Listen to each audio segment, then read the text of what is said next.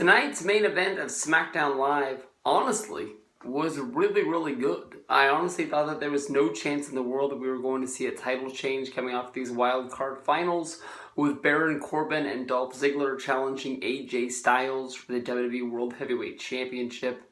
But honestly, when I sat down and watched the match, I honestly really enjoyed it, and I really am glad that I sat down and watched the 20+ minute match.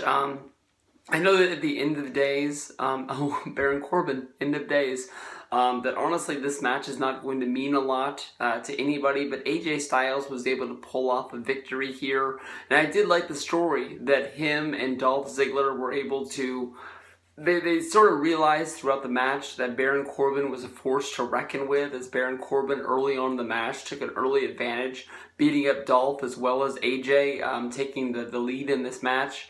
Dolph and AJ sort of had to put their differences aside to realize that neither one of these guys were going to be able to win the match unless they put their problems aside and went after the giant and made sure they knocked this guy down.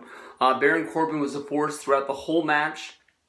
But honestly, I thought this match was very good. The highlights of this match, honestly, is going to be the point when Dolph Ziggler and AJ Styles put Baron Corbin through the announce table, and then as basically they went to get into the ring to make this a one-on-one match, Dolph Ziggler turned his back on AJ Styles for just a minute too long.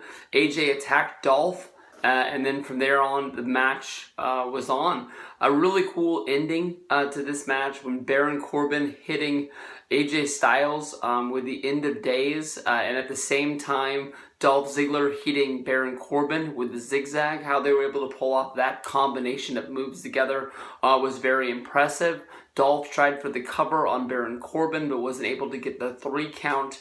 And then out of the middle of nowhere, we had Corbin trying to hit Ziggler with the end of days, and then Styles coming off with the phenomenal forearm, which basically made it where AJ was able to cover Ziggler for the victory. AJ was able to retain, and a really good match. From there, just as it was at the beginning of SmackDown, John Cena made his way to the ring, congratulated AJ Styles, where they both shook hands in a sign of respect.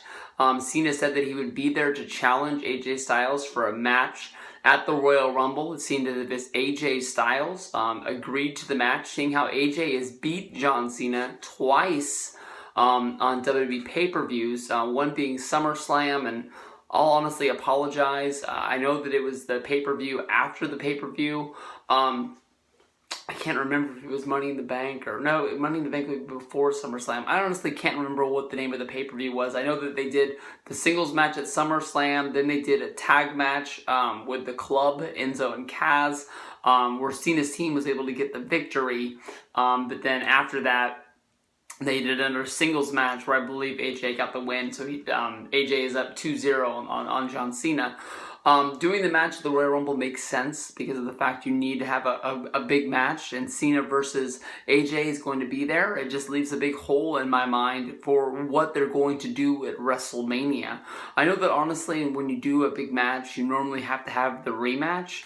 So I can see them doing this at the Royal Rumble as well as the February Elimination Chamber pay-per-view that SmackDown is going to be running before WrestleMania.